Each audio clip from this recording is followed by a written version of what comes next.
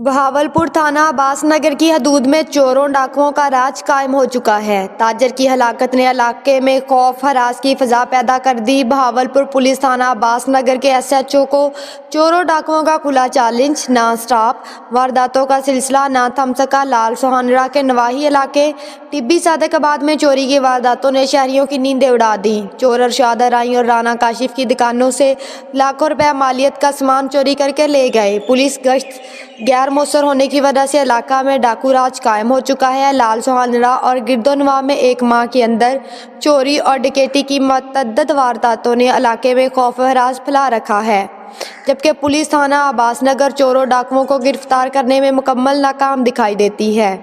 शहरियों ने RPO Bahawalpur, DPO Bahawalpur से फौरी नोटिस लेने का मुतालबा किया।